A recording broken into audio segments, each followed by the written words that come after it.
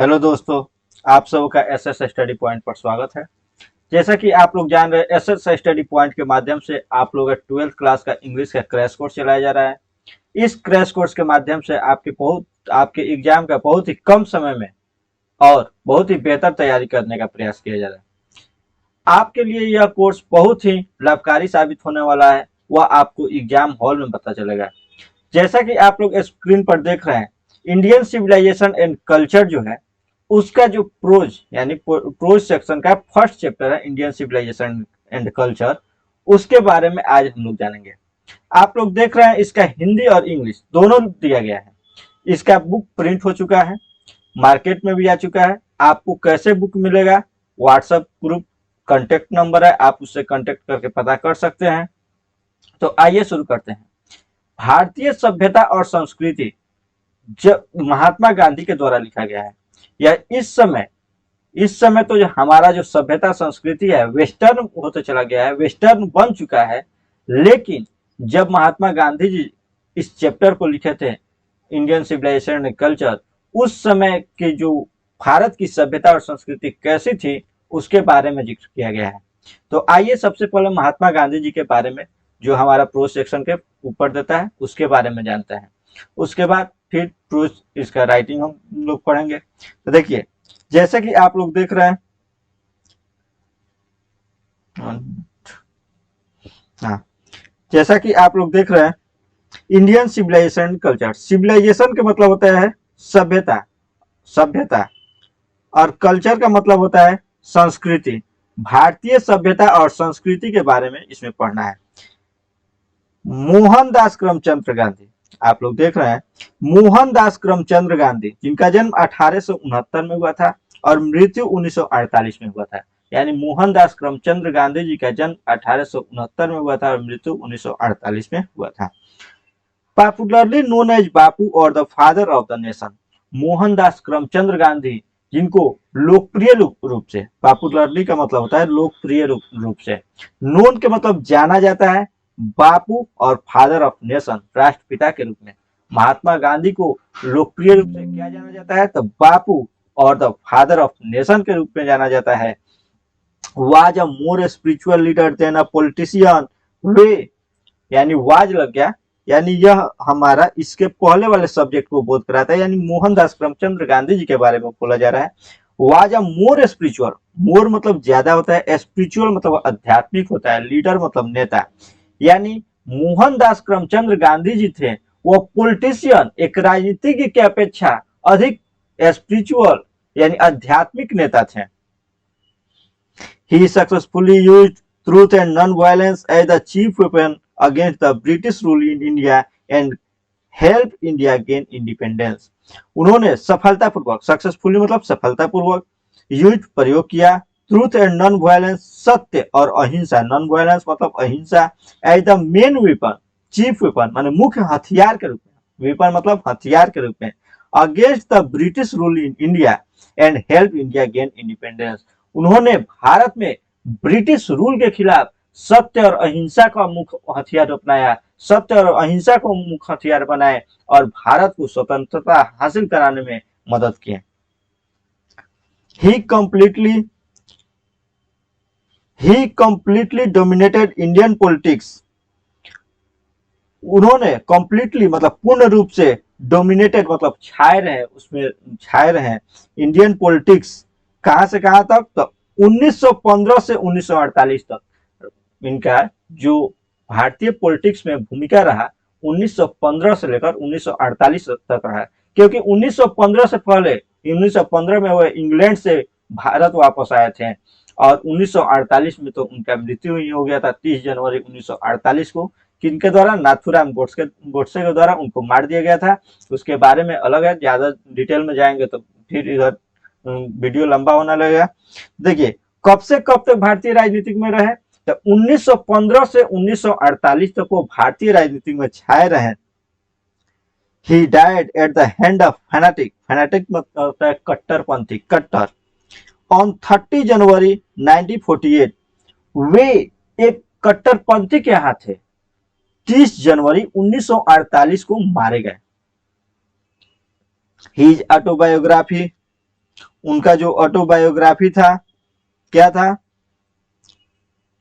His autobiography, my experiment with truth and the numerous article that he wrote for young India. उनका autobiography क्या था, my experiment with truth, और numerous article, numerous मतलब बहुत सारा, article मतलब लेख, that he wrote for young India, जो उन्होंने नव भारत के लिए लिखे थे, एंड द स्पीचेज, और भाषण, वह जो भाषण, दैट ही डिलीवर्ड और डिफरेंट ओकेजन, जो वह विभिन्न अवसरों पर वह जो भाषण दिए थे, reveal him not only as a original thinker, reveal मतलब प्रकट करता है, उनको प्रकट करता है, not only as a original thinker but also as a great master of chaste idiomatic English. यानी उन्होंने जो बहुत सारे आर्टिकल लिखे, बहुत सारे जो भाषण दिए, वह उनको न ही एक ओरिजिनल विचारक के रूप में प्रकट करता है, बल्कि उसने आयोमेटिक इंग्लिश के रूप में उनको प्रकट करता है। इससे प्रतीत होता है कि वह केवल विचारक ही थे और बहुत बड़ा इंग्लिश के डोमिनेटेड थे, इंग्लिश से रिलेटेड थे।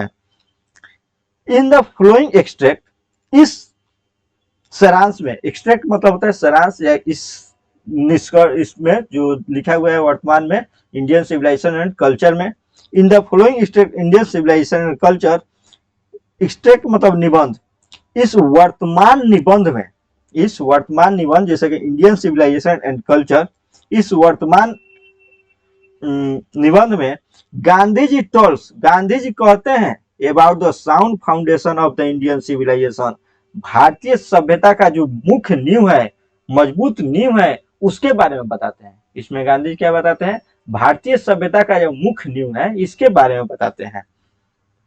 विच has successfully withstood the passage of time, जो समय के बदलाव पर सफलतापूर्वक खरे उतरे हैं। Which has successfully withstood the passage of time, जो समय के बदलाव के साथ साथ अपने नींव पर खरा उतरे हैं, उसके बारे में बात हो रहा है। The western civilisation which has tendency to privilege materiality, privilege मतलब होता है बढ़ावा देना, प्राथमिकता देना, मेटेरियलिटी मतलब होता है भौतिकवाद, मेटेरियल को बढ़ावा देना, cannot make the Indian civilization that elevate the moral being. कहते हैं कि द वेस्टर्न सिविलाइजेशन, वह पश्चिमी सभ्यता जिसका प्रवृत्ति क्या है, द मेटेरियलिटी यानी भौतिकता को बढ़ावा देना जिसका प्रवृत्ति है, वह भारतीय सभ्यता से कभी मैच नहीं कर सकता है, क्योंकि यह एलिवेट करता है, बढ़ाता है क्या है, तो मोरल बीइंग, नैतिकता को बढ़ावा देता है। यानी पश्चिमी सभ्यता है भौतिकवादी, भौतिक वस्तुओं को बढ़ावा देता है, जबकि हमारा जो सभ्यता है इंडियन सिविलाइजेशन है, वह मेटेरियलिटी यानी नैतिकता का बढ़ावा देता है। देखिए, अगर आपको यह बहुत फास्ट लग रहा होगा तो स्लो इसलिए नहीं पढ़ा रहे हैं क्योंकि क्रैश कोर्स है, या तो कोई फुल कोर्स है नहीं, बहुत लंबा समय है नहीं, टोटल प्रोज सेक्शन पढ़ना है, टोटल पोएट्री सेक्शन पढ़ना है, उसके साथ ट्रांसलेशन, ग्रामर, सब चीज इसी समय में पढ़ना है। इसलिए अगर आपको बहुत फास्ट लग रहा हो तो कमेंट करके जरूर बताइएगा, तो मैं इसको थोड़ा और स्लो पढ़ाने का प्रयास करूंगा। वैसे मेरे देखने से क्रैश कोर्स है, आपको एक बार इसको पढ़ लीजिए और फिर आपको हिंदी इंग्लिश दोनों प्रोवाइड जब कर दिया जा रहा है तो आप अपने से पढ़ करके समझने का भी प्रयास कीजिएगा। इस अपने से पढ़कर समझने का अर्थ यह है कि आपको अपने से पढ़ समझा तो मैं दे रहा हूं, लेकिन जब आप अपने से दोबारा पढ़िएगा, इसका लाइन बाय लाइन जब ट्रांसलेशन पर आपका पकड़ हो जाएगा तो आपको ट्रांसलेशन हम जानते हैं कहाँ से देंगे, बुक से ही ट्रांसलेशन बनाने के लिए देंगे। इससे आपका क्या होगा, ऑब्जेक्टिव क्लियर होगा, इससे आपको पकड़ बनेगा, आपके प्रोज सेक्शन में जितना भी टॉपिक है उस पर पकड़ बनेगा। आइए, अभी तो इसका डिटेल था और अब देखते हैं, पहले मिटा दे रहे हैं जो है, sorry.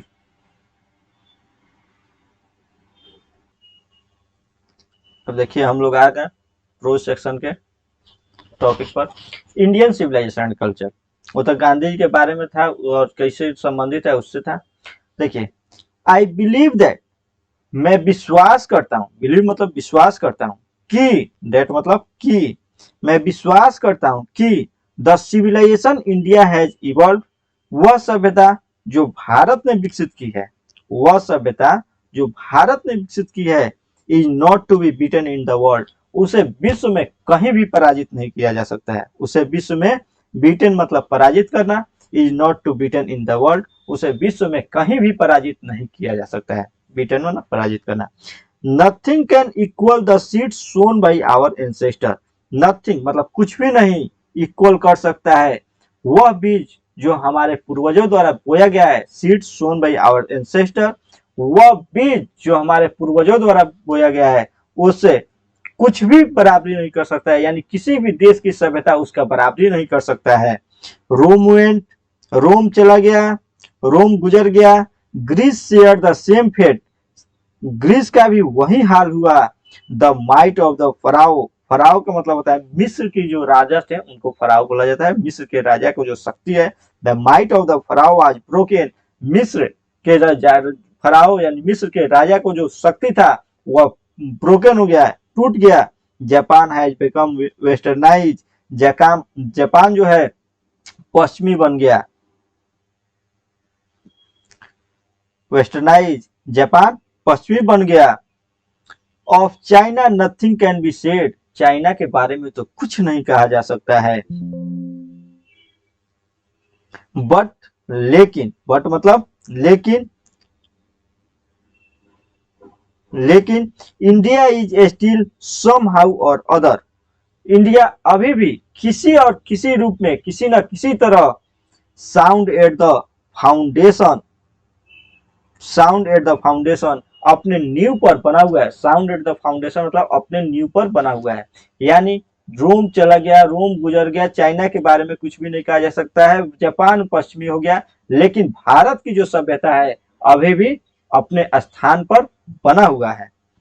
The people of Europe learn their lesson from the writing of the men of Greece और रोम, यूरोप के जो लोग हैं वह अपने लेसन्स को पढ़ते हैं, सीखते हैं, कहां से?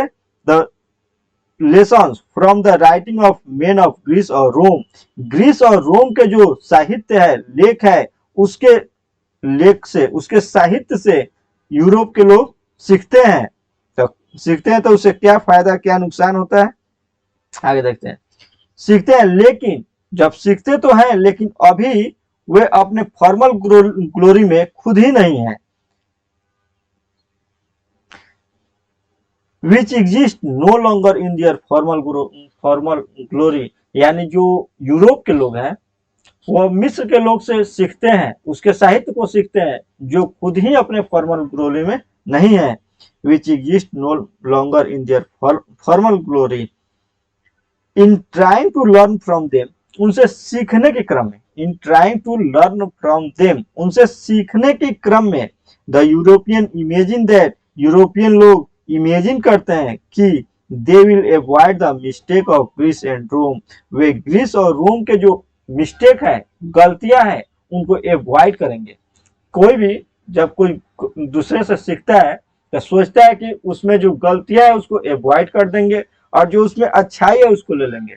अगर ऐसा होता तो बहुत बढ़िया है, लेकिन हम जानते हैं कि अच्छाई के साथ साथ बुराई भी जाता है, इसलिए वह हम एवॉइड नहीं कर सकते हैं। वही हाल हुआ कि यूरोप के लोग जो है कि मिस्र के सभ्यता से सीखते हैं जो अभी फॉर्मल ग्लोरी में नहीं है, इसलिए सीखते हैं कि वे लोग कहते हैं कि वह उनके जो गलतियां थे उनको एवॉइड कर देंगे।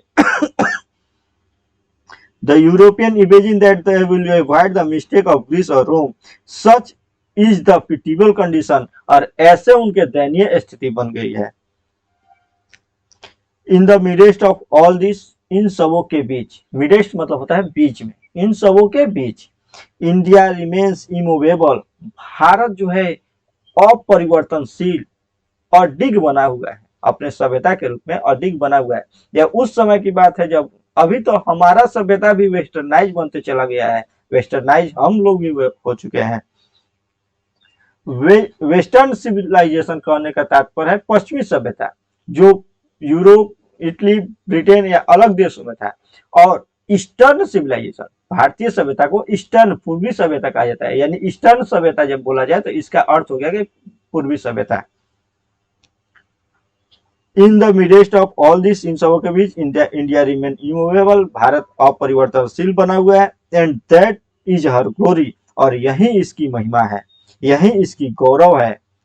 It is the charge against India, भारत के खिलाफ एक चार्ज मतलब आरोप है। It is a charge against India, भारत के खिलाफ एक आरोप है कि her people are so uncivilised, ignorant and स्टोलिड, इनके जो लोग हैं इतना ज्यादा असभ्य है, अज्ञानी है और हठी, स्टोलिड मतलब जिद्दी, हठी हठी है, कि it is not possible to induce them to adopt any changes, कि उन्हें किसी भी प्रकार के परिवर्तन के लिए उत्साहित करना, परिवर्तन करने के लिए जो प्रोत्साहित करना पॉसिबल नहीं है।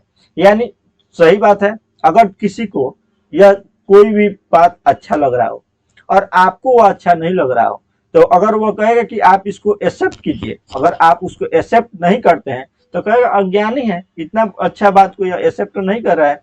लेकिन हमारे जो पूर्वज थे वह जानते थे कि अगर हम पश्चिमी सभ्यता को एक्सेप्ट करेंगे तो हमको क्या क्या नुकसान होगा, वो सब जानते थे, जो आप अभी देख रहे हैं। आगे उसका भी चर्चा किया गया है, अगर उधर हम चर्चा करने चले जाएंगे तो फिर हमारा वीडियो लंबा होगा। इस सब बातों को ध्यान में रखते हुए हम आगे बढ़ रहे हैं। तो वही पश्चिमी सभ्यता के लोग समझते थे कि भारत के लोग अज्ञानी हैं, यह हमारे विरुद्ध यह एक आरोप था, और सही भी है, आरोप होना भी चाहिए। लोग को अगर आप किसी के चीज को नहीं लेते हैं, किसी के सभ्यता को नहीं लेते हैं, तो उसको लगेगा कि यह अज्ञानी है, इसके बस की बात नहीं है, यह नहीं कर सकता है।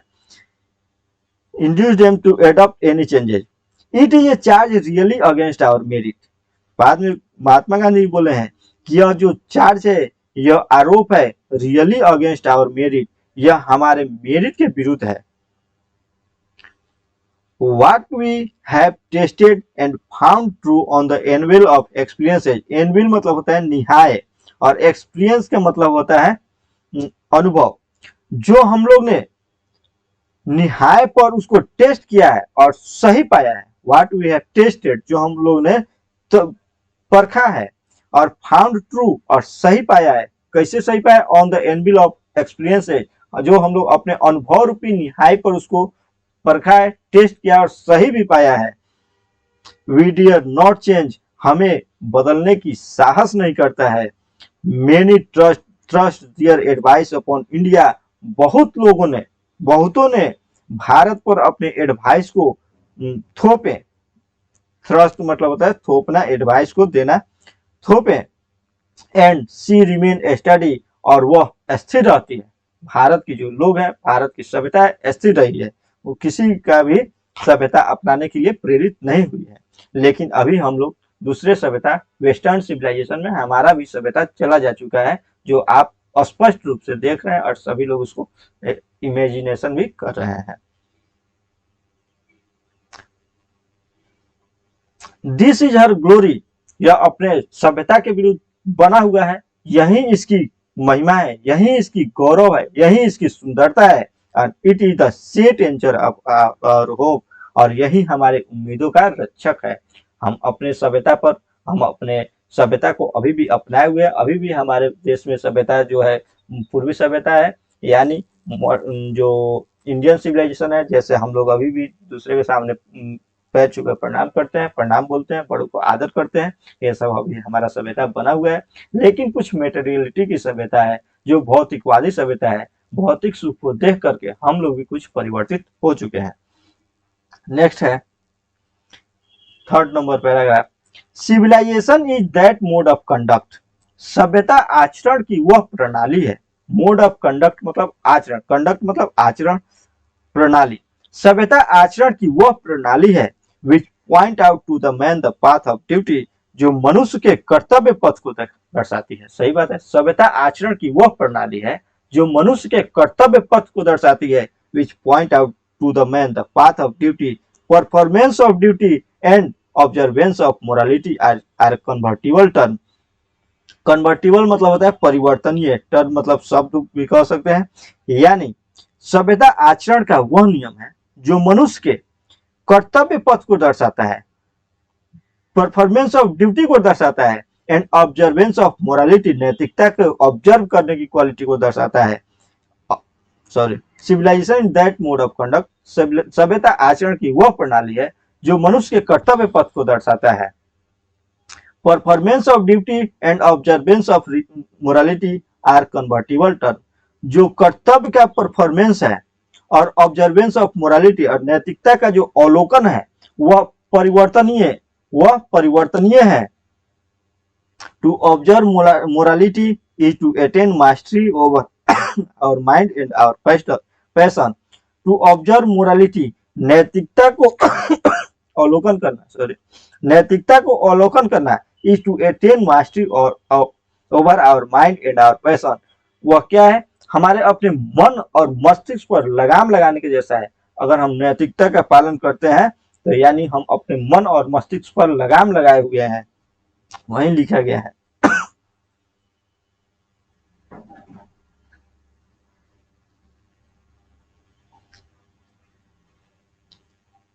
The Gujarati equivalent for civilisation means good conduct. Gujarati में सभ्यता का मतलब होता है अच्छा आचरण। Gujarati equivalent for civilisation, Gujarati में सभ्यता किसके समतुल है, तो अच्छा आचरण के समतुल है, अच्छा आचरण के समतुल है। नेक्स्ट पैराग्राफ है, if this definition be correct, यदि यह परिभाषा सही होता है, then as so many writers have shown, तो as so many writers have shown, जैसा कि बहुत सारे राइटर्स ने दर्शाए हैं, दिखाए हैं, India has nothing to learn from anybody else, India को किसी दूसरे से, एनीबॉडी एल्स माने किसी दूसरे से सीखने की कोई जरूरत नहीं है। India has nothing to learn from anybody else, Bharat को किसी दूसरे से सीखने की कोई जरूरत नहीं है। And this is as it should be, और यह वैसा ही है जैसा होना चाहिए। नेक्स्ट है, वी नोटिस, हम देखते हैं, ध्यान देते हैं, नोटिस मतलब ध्यान देना या देखना। वी नोटिस, हम देखते हैं कि, दैट मतलब कि, the mind is restless bird, mind जो है, मन जो है एक बेचैन पंछी के समान है। इसमें माइंड के बारे में बताया गया है कि माइंड किस चीज को एडॉप्ट कर रहा है और कैसे माइंड हमारा काम करता है। वी नोटिस, हम देखते हैं कि मन जो है रेस्टलेस बर्ड, वह बेचैन पंछी के समान है। The more it gets the more it want, यह जितना अधिक हासिल करता है, गेट माने पाना, वांट मतलब चाहना, यह जितना अधिक पाता है उतना अधिक चाहता है। जैसे कि अगर आपके पास, आप किसी के भी संतुष्टि नहीं है इस दुनिया में, अगर आपके पास साइकिल है तो बाइक चाहते हैं, बाइक है तो कार चाहते हैं, कार है तो उसमें भी लग्जरियस कार चाहते हैं। इस तरह से हमारा जो माइंड है जितना अधिक पाता है उतना अधिक चाहता है, यह वेस्टर्न सिविलाइजेशन की पहचान है। एंड स्टिल रिमेन अनसेटिस्फाइड, और कभी भी संतुष्ट नहीं रहता है। अनसेटिस्फाइड मतलब संतुष्ट, एंड स्टिल रिमेन अनसेटिस्फाइड, असंतुष्ट रहता है, हमेशा असंतुष्टि बना रहता है, मन में असंतुष्टि बना रहता है। The more we indulge in our passion, हम जितना ज्यादा अपने पैशन में लिप्त रहेंगे, द मोर अनब्राइडल बिकम, उतना ही ज्यादा हम बेलगाम, अनब्राइडल मतलब बेलगाम, हम जितना ही ज्यादा अपने पैशन, अपने शौक में लिप्त रहेंगे उतना ही ज्यादा हम बेलगाम बनते चले जाएंगे। आवर एंसेस्टर देयरफॉर, इसलिए हमारे पूर्वज, देयरफॉर मतलब इसलिए हमारे पूर्वज, set a limit to our indulgence, हमारे जो भोग विलास की जो सीमा है, इंडल्ज मतलब कि सीमा, लिप्त रहना किसी चीज में, यानी हमारे जो भोग विलास की जो सीमा है उसको क्या किया है, कम किया है, लिमिट उसका दिया है, इस लिमिट तक ही हमें इस चीज को करना चाहिए। Set a limit to our indulgence, they saw, उन्होंने देखा कि happiness was largely a mental condition, उन्होंने देखा कि जो खुशी है वह व्यापक रूप से मानसिक कंडीशन है, जो खुशी है व्यापक रूप से क्या है, मानसिक कंडीशन है। उसमें इस पैराग्राफ में बताया गया है कि जो खुशी है मेंटल कंडीशन है, यानी कोई व्यक्ति खुश है तो इसका मतलब नहीं है कि वह धनी नहीं है, वह धनी है, और कोई व्यक्ति गरीब है तो इसका अर्थ भी यह नहीं है कि वह गरीब है। इस दुनिया में सभी लोग धनी नहीं हो सकते हैं, बहुत लोग गरीब ही बने रहेंगे, इसलिए इसके बारे में चर्चा किया गया है। इसमें भी बताया गया है कि हमारे स्वदेशी शिक्षा, हमारे स्वदेशी घर कैसा हुआ था करता था, उसी में हम लोग खुश रहते थे। हम लोग खेती के माध्यम से, यानी पुराने प्रकार के जो खेती का विधि था, उसी विधि के द्वारा हम लोग अपना कृषि कार्य करते थे और अपने बस्ती में जीवन व्यतीत करते थे। क्योंकि खुशी के कारण धन नहीं होता है, वह एक मेंटल कंडीशन है। उसी के बारे में बताया गया। 6 नंबर पैराग्राफ है, a man is not necessarily happy because he is rich. यह जरूरी नहीं है कि कोई व्यक्ति खुश है क्योंकि वह अमीर है, बिकॉज ही इज रिच, और अनहैप्पी और दुखी है क्योंकि वह गरीब है, क्योंकि वह गरीब है। ऑफ्टन सीन, ऑफ्टन माना अक्सर, सीन मतलब देखा जाता है, ऑफ्टन सीन अक्सर देखा जाता है, टू बी अनहैप्पी, सॉरी, और unhappy because he is poor. The rich are often seen to be unhappy. जो रिच है, धनी है, अक्सर दुखी देखे जाते हैं, और the poor to be happy, और गरीब खुश। ऐसा हरदम नहीं होता है, लेकिन अक्सर ऐसा देखा जाता है कि जो धनी लोग होते हैं वह अनहैप्पी दिखते हैं, और जो गरीब है, थोड़ा सा कमाना है, उसी में अपना जीवन निर्वाह कर लेना है, आज के बारे में आज ही सोचना है, कल के बारे में फिर कल सोचा जाएगा, वे लोग खुश दिखाई देते हैं।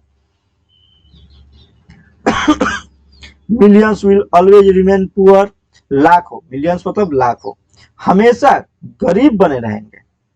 ऑब्जर्विंग ऑल दिस, इन सबों को देखते हुए, आवर एंसेस्टर, इन सबों को देखते हुए,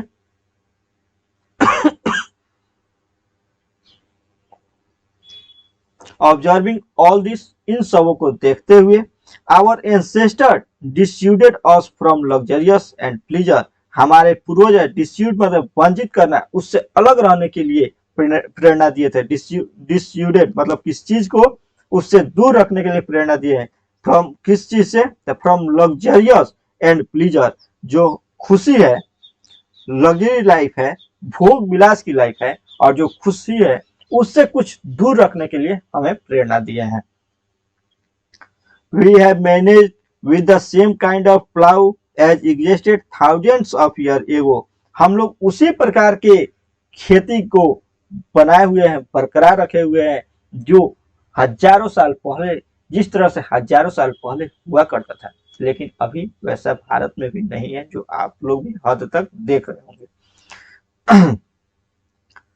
We have retained the same kind of cottage, cottage मतलब झोपड़ी, इन फॉर्मल टाइम्स, हमारे पास जो पुराने प्रकार की झोपड़ी हुआ करती है, इन फॉर्मल जैसा कि पूर्व समय में था। And our indigenous education remains the same as before, और हमारे जो स्वदेशी शिक्षा था वो जैसा पहले था वैसा अभी भी बना हुआ है।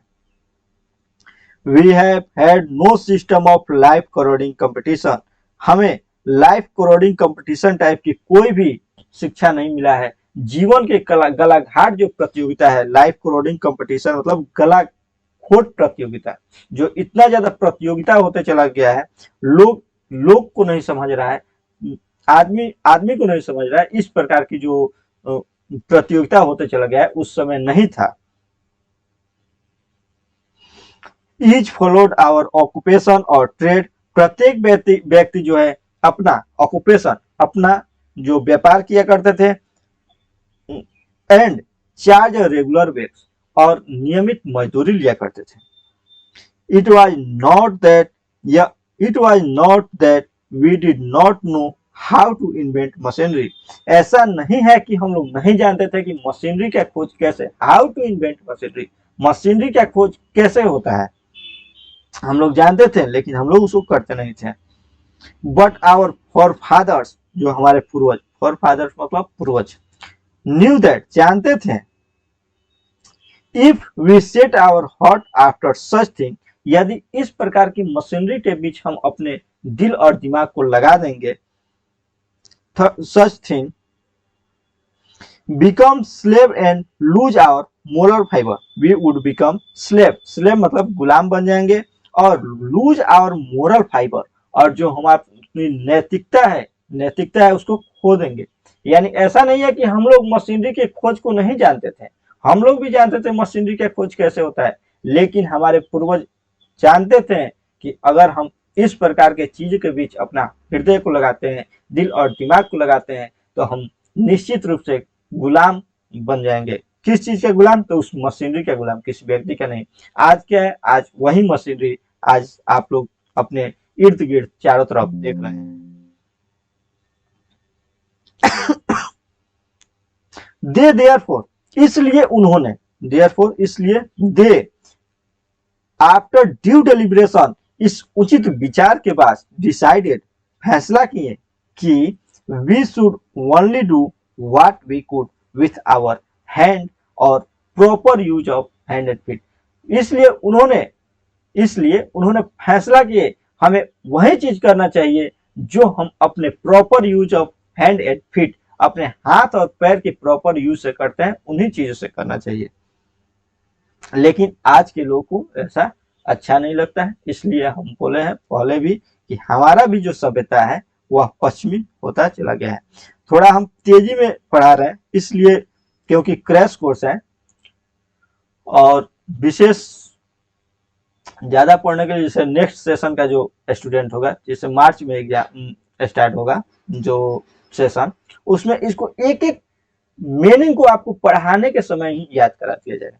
आप लोग भी समझ सकते हैं 1 महीना आपका एग्जाम है, अब आप कैसे कितना फास्ट टोटल कवर करना है उसको बारे में भी जानना है।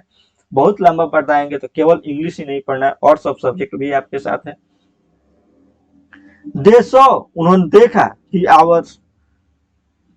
Our real happiness and health consisted in the proper use of our hand and feet। उन्होंने देखे कि हमारे जो मुख्य खुशी है, रियल हैप्पीनेस है, कहाँ है? जो हेल्थ है उसका जो मुख्य खुशी है, health consist in a proper use of hand and feet, जो प्रॉपर यूज, हाथ और पैर के जो प्रॉपर यूज है उसी में हमारे जो स्वास्थ्य है, स्वास्थ्य उसी में निहित है। जब हम अपने हाथ और पैर की प्रॉपर यूज करेंगे तो हम स्वस्थ रहेंगे। इसी में उन्होंने देखा, they saw that our real happiness and health use, हमारा जो वास्तविक खुशी है और जो स्वास्थ्य है किसमें निहित है? निहित है, यहाँ देख रहे हैं निहित है, किसमें? A proper use of our hand and feet, हमारे हाथ और पैर के प्रॉपर यूज में निहित है। 7 नंबर पैराग्राफ है। वीडियो थोड़ा लंबा हो रहा है इसलिए प्रयास करेंगे कि 10 नंबर पैराग्राफ 10 या 11 तक किया जाए, उसके बाद से फिर नेक्स्ट पैराग्राफ से नेक्स्ट वीडियो में पढ़ा जाएगा। दे फर्दर रीजन, उन्होंने आगे तर्क दिया, दे फर्दर रीजन, उन्होंने आगे तर्क दिया कि large city were a snare and a useless encumbrance, उन्होंने तर्क दिया कि जो बड़ा सिटी है, स्नेर मतलब होता है जाल, यूजलेस इनकम्बरनेस मतलब होता है बोझिल शहर, यूजलेस है, इनकम्बरेंस मतलब होता है बोझिल है, यानी जो बड़ा शहर है एक जाल की तरह है, एक बोझिल है, जो बोझिल है और एक जाल की तरह है। And that people would not be happy in them, और लोग जो है उसमें खुश नहीं रह सकते हैं, और जो लोग हैं उसमें खुश नहीं रह सकते हैं। ऐसा मानना हमारे पूर्वजों का था, लेकिन हम लोग अभी शहर की तरफ ही अट्रैक्ट हो रहे हैं, क्योंकि शहर में हर एक प्रकार की सुविधाएं आपको मिल रहा है। चाहे वो स्टूडेंट हो तो पढ़ाई की सुविधा मिल रहा है, अगर वो कमाने वाला हो तो वहाँ पे फैक्ट्री की सुविधा मिल रहा है, रोजगार की सुविधा मिल रहा है। लेकिन ऐसा हमारे पूर्वज नहीं मानते थे। हमारा जो सभ्यता था वह मानता था कि हम गांव में ही खुश हैं, और अभी भी आप लोग गांव के माहौल देखिएगा, गांव के माहौल जो है, गांव की जो खुशी है, गांव में जो खुशी मिलेगा वो शहर में कभी चैन नहीं मिलने वाला है।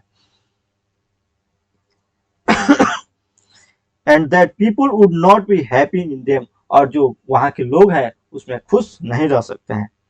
दैट कि there would be gangs of thieves and robbers, prostitution and vice flourishing in them, वे मानते हैं कि वहां पे डाकुओं का झुंड, चोरों का और जो वेश्यावृत्ति है उसकी जो उपज है वहां पे ज्यादा है। And the poor man would be robbed by rich man, और जो गरीब लोग हैं, पुअर मैन है, वह गरीब लोग के द्वारा, जो पुअर लोग हैं वह गरीब लोग के द्वारा ड्रॉप दिए जाएंगे, कुचल दिए जाएंगे, रॉब्ड किए, लूटे जाएंगे। दे वर, इसलिए, देयरफॉर यहाँ है इसलिए, इसलिए they were satisfied with a small villages, इसलिए वे छोटे गांव में संतुष्ट थे, क्योंकि वे उस तरह के चीजें जो है शहर में जो पनप रहा है उससे दूर रहना चाहते थे। देशो, उन्होंने देखा, एक मिनट, हाँ, देशो उन्होंने देखा, देशो उन्होंने देखा कि, दैट मतलब कि, kings and their swords were inferior to the swords of ethics, जो राजा हैं और उनके जो तलवार हैं, इंफीरियर मतलब तुच्छ होता है, स्वर्ड्स मतलब तलवार, राजा और उनके जो तलवार है किससे तुच्छ होता है? द स्वर्ड्स ऑफ इथिक, नैतिकता की तलवार, स्वर्ड्स ऑफ इथिक्स, नैतिकता के तलवार से तुच्छ होते हैं। एंड दे, इसलिए, देयरफॉर, इसलिए, वे हेल्ड द सोवेनियर of the earth to the inferior to the rishi and fakir, इसलिए उन्होंने ऋषि और फकीर के अधीन रहकर इस धरती पर शासन किया करते थे। यानी आप लोग देखे हुएगा जो पुराना सीरियल होता है, रामायण होता है, उसमें क्या जो राजा होते थे, जब दरबार में ऋषि या कपूर के आगमन होता था तो वे लोग अपने सीट को छोड़कर खड़ा हो जाया करते थे, क्योंकि वह जानते थे कि राजा और उनकी जो तलवार है वह तुच्छ है किनके अपेक्षा, जो ऋषि और फकीर है, इसलिए वह उनके अंडर में रह करके शासन किया करते थे। The nation with the constitution like this, एक राष्ट्र जिसके पास इस तरह की संविधान हो, like this, is fitted to teach other than to learn from other, वह फिट है यानी वह उपयुक्त है, किस लिए उपयुक्त है? फिट मतलब उपयुक्त है, टीच अदर, दूसरे को सिखाने के लिए उपयुक्त है, then to learn from other, दूसरे से सीखने की बजाय दूसरे के सिखाने के लिए उपयुक्त है। इसलिए इस तरह के कॉन्स्टिट्यूशन, इस तरह के जो संविधान है, कॉन्स्टिट्यूशन है, इससे जो सज्ज राष्ट्र है वह दूसरे को से सीखने की अपेक्षा दूसरे को सिखाने के लिए उपयुक्त है। The nation had court, lawyers and doctors, इस राष्ट्र के पास कोर्ट हुआ करता था, लायर हुआ करता था यानी वकील हुआ करता था, और डॉक्टर हुआ करता था। But they were all with in bound, लेकिन वे सभी नियंत्रण के अधीन थे, वे सभी नियंत्रण के अधीन थे।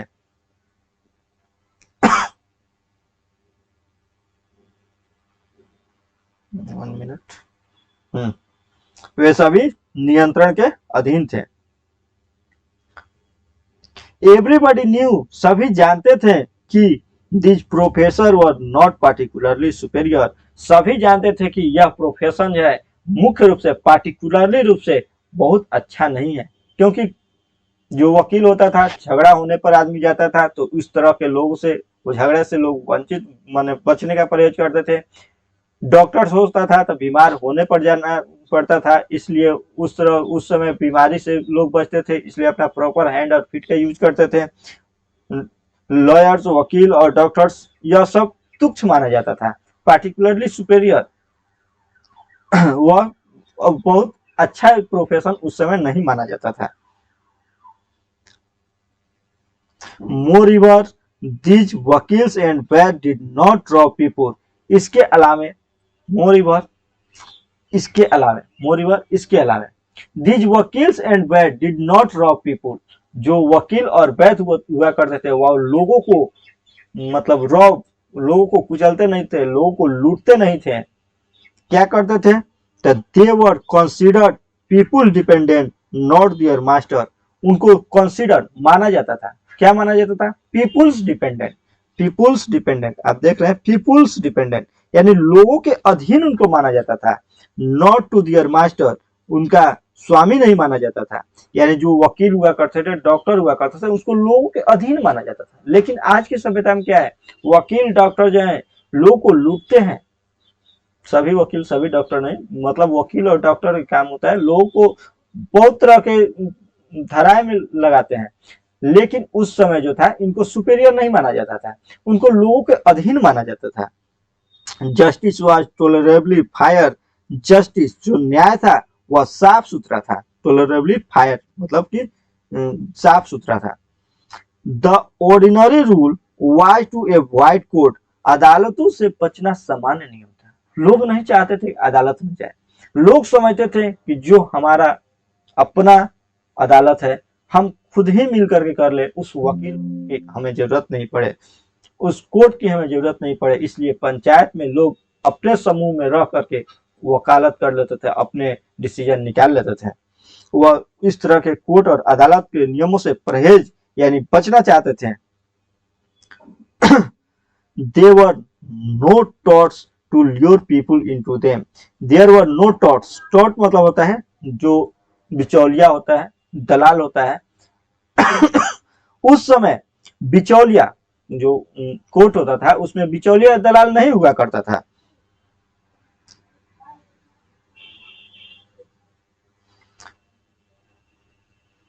Lure.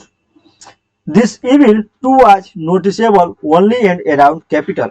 जो इस तरह के रूल है, जो इस तरह के बिचौलिया हुआ करते थे, वह देखे भी जाते थे तो केवल कैपिटल यानी शहर के इर्द गिर्द देखा जाता था, शहर में देखा जाता था।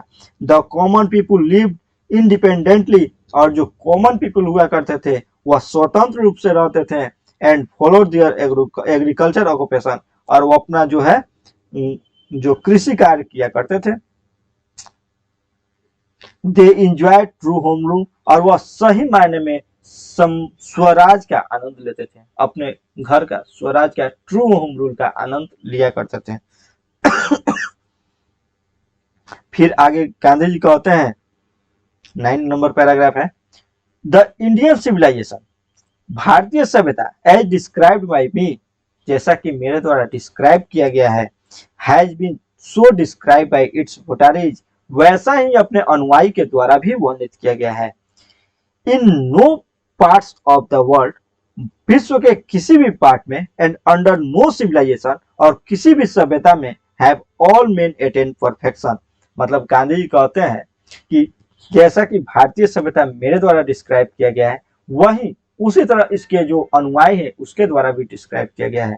विश्व के किसी भी सभ्यता में और विश्व के किसी भी जगह पर सभी व्यक्ति कभी परफेक्शन यानी पूर्णता प्राप्त नहीं किया है, सभी व्यक्ति किसी में पूर्ण परफेक्शन नहीं मिलता है, या कोई सभ्यता उसमें पूर्ण परफेक्शन सभी पूर्णता प्राप्त नहीं किया गया है। The tendency of Indian civilisation is to elevate moral being, और भारतीय सभ्यता का टेंडेंसी क्या है, तो नैतिकता का बढ़ावा देना। टेंडेंसी ऑफ इंडियन सिविलाइजेशन, भारतीय सभ्यता का जो प्रवृत्ति है नैतिकता का बढ़ावा देना है, moral being. That of the western civilisation is to propagate immorality, और पश्चिमी सभ्यता का जो प्रवृत्ति क्या है, तो मोटरिलिटी मेटेरियलिटी यानी जो भौतिकवादी चीज है उसको बढ़ावा देना है। एक बार फिर इसको देखते हैं, the tendency of Indian civilisation it is to elevate moral bill, नैतिकता का बढ़ावा देना भारत की सभ्यता है, भारत की सभ्यता की प्रवृत्ति है, जबकि पश्चिमी सभ्यता की प्रवृत्ति क्या है, तो मेटेरियलिटी भौतिकता को बढ़ावा देना है, यानी इमोरलिटी और अनैतिकता को बढ़ावा देना है। द लेटर इज गॉडलेस, जो लेटर, फॉर्मल और लेटर में आप लोगों का अंतर बताएंगे हम बाद में। फॉर्मल और लेटर, किसी एक ही सेंटेंस में दो व्यक्ति का जिक्र हो, किसी एक ही सेंटेंस में दो व्यक्ति का जिक्र हो, तब प्रथम वाला को दर्शाने के लिए फॉर्मल और सेकंड वाला को दर्शाने के लिए लेटर का प्रयोग होता है। इसलिए द लेटर यानी वेस्टर्न सिविलाइजेशन इज गॉडलेस, वह ईश्वरहीन है। The former is based on belief in God, और जो फॉर्मर है यानी प्रथम है जो भारतीय सभ्यता है, बिलीव इन गॉड माने ईश्वर के विश्वास में निहित है। जो फॉर्मल है यानी जो प्रथम वाला है वह ईश्वर के विश्वास के आधार पर निहित है, जबकि जो लेटर है यानी पश्चिमी सभ्यता है गॉडलेस है, ईश्वर विहीन है। So understanding and so believing. जितना समझ उतना विश्वास, इतना समझ और इतना विश्वास के साथ it behoves every lover of India to cling to the old Indian civilization. It behoves every lover of India, Bharat के प्रत्येक प्रेमी को, भारत की सभ्यता के प्रत्येक प्रेमी को to climb to the old civilisation, पश्चिमी सभ्यता से इतना अंडरस्टैंडिंग, इतना समझाने के बाद जो भारत की वास्तविक, इसमें बताया गया भारत की जो वास्तविक प्रेमी है उनको अपने इस सभ्यता से जुड़े रहने के लिए प्रेरित करता है, इसको अपने इस सभ्यता से जुड़े रहने के लिए प्रेरित करता है। Even as a child climb to the mother's breast, किस तरह से जुड़े रहने के प्रेरित करता है, जैसा कि इवन एज, जैसा कि a child climb to the mother's breast, एक छोटा बच्चा होता है जो अपने माँ के छाती से जितना जुड़ा हुआ रहता है, जितना तेज पकड़ा हुआ रहता है, उसी तरह भारत के जो वास्तविक लवर है, भारत के साहित्य का, भारत के सभ्यता का जो वास्तविक प्रेमी है, उनको इसी तरह भारतीय सभ्यता से जुड़ा रहना चाहिए, जो भारतीय वेस्टर्न सिविलाइजेशन को अपनाना नहीं चाहिए। फिर गांधी जी सभी बात को बताने के बाद फिर अपने बारे में बताते हैं, कहते हैं I am not hater of the west, मैं पश्चिमी का घृणा नहीं करता हूँ। इतना ज्यादा कहने के बाद फिर ब्लास्ट में करें, मैं पश्चिमी का घृणा नहीं करता हूँ। I am thankful to the west, मैं पश्चिमी के बहुत ज्यादा थैंकफुल हूँ, मैं पश्चिमी सभ्यता का बहुत ज्यादा आभारी हूँ, क्योंकि for many a thing I have learn from western literature, बहुत सारे चीज जो मैंने पश्चिमी सभ्यता से सीखा है उसके लिए मैं इसका आभारी हूँ। कोई भी व्यक्ति खुद से नहीं सीखता है, कुछ पश्चिमी सभ्यता में दोष देखे हैं, उस दोष को सुधार करके जो सीखे हैं उसके लिए वो आभारी है, इसलिए कह रहे हैं। बट लेकिन I am thankful to the modern civilisation, मैं आधुनिक सभ्यता का माने शुक्रगुजार करता हूँ, फॉर टीचिंग मी, मुझे यह सिखाने के लिए कि if I want to India to rise to it fullest height, यह सिखाने के लिए मैं शुक्रगुजार हूँ कि यदि मैं इंडिया को उसके फुलेस्ट हाइट, माने उसके राइज मतलब उठाना होता है, उसके वास्तविक ऊंचाई तक, पूर्ण ऊंचाई तक उठाना चाहता हूँ। I must tell my countryman frankly, मुझे स्पष्ट रूप से अपने कंट्रीमैन, अपने देश के लोगों से कहना चाहिए फ्रैंकली कि after years and years of experience of modern civilisation, हजारों माने सालों साल के अनुभव के बाद I have learn one lesson from it, मैंने इससे एक सबक सीखा है कि, एंड दैट इज, वह है कि we must shun it all at cost, माने हर हाल में, सन मतलब होता है परहेज करना, हर हाल में इससे हमको परहेज करना चाहिए। यानी इस पैराग्राफ में महात्मा गांधी जी कहते हैं मैं पश्चिमी का से नफरत नहीं करता हूँ, मैं उसके लिए शुक्रगुजार हूँ जो बहुत सारी चीजों ने मैंने उससे सीखा है, लेकिन मुझे यह सीखने के लिए आधुनिक सभ्यता का शुक्रगुजार हूँ, यह जो सिखाया है उसके आधुनिक सभ्यता का शुक्रगुजार हूँ। और मैं यह भी अपने कंट्रीमैन से, अपने देश के लोगों से कहना चाहता हूं कि अगर वह अपने सभ्यता को, अपने देश को उसके हाईएस्ट पीक पर, सबसे ऊंचाई पर ले जाना चाहते हैं, तो हमें पश्चिमी सभ्यता से, हमें पश्चिमी देशों की सभ्यता जो है उससे मस्ट यानी आवश्यक रूप से परहेज करना चाहिए, उससे दूर रहना चाहिए। लेकिन आज की जो प्रवृत्ति है, आज की टेंडेंसी कैसा बनता चला गया है, आज की जो टेंडेंसी बनता चला गया है, हम लोग भी वेस्टर्न होते चले गए हैं। और क्यों ना हो, मान लीजिए अगर हमको यहाँ से 400 किलोमीटर दूर किसी कार्य से जाना हो, कार्य किसी काम या कार्य से जाना हो, तो हम लोग पैदल और proper use of hand and feet करके नहीं जाएंगे, बल्कि ज्यादा से ज्यादा तीव्र सवारी का प्रयोग करना चाहेंगे। अगर हमें जल्द से अपने क्लॉथ्स, कपड़े को सफाई करना हो और उसके साथ साथ कोई और कार्य करना हो, तो सभी जिंदगी के कलाकार प्रतियोगिता, जो लाइफ कोरोडिंग कंपटीशन आगे चर्चा किया गया है, लाइफ कोरोडिंग कंपटीशन जो है बना हुआ है, तो हम लोग भी सोचेंगे वॉशिंग मशीन में कपड़ा को डाला जाए, उसके साथ साथ कुछ और काम किया जाए। ऐसे ही सभी चीज जो मॉडर्न होता चला गया है उसको हम लोग एडॉप्ट कर रहे हैं, लेकिन उसी के साथ साथ ऐसा हमें विचार करना चाहिए जो हमारे मेंटली कंडीशन, जैसे हमें बड़ों के सामने नमस्कार करना, बड़ों के सामने झुकना, बड़ों को आदर करना, वे सब चीज को हमें वेस्टर्न से नहीं अपनाना चाहिए। वे सब चीज जो है हमें अपने जो बना हुआ है उसको बनाए रखना चाहिए।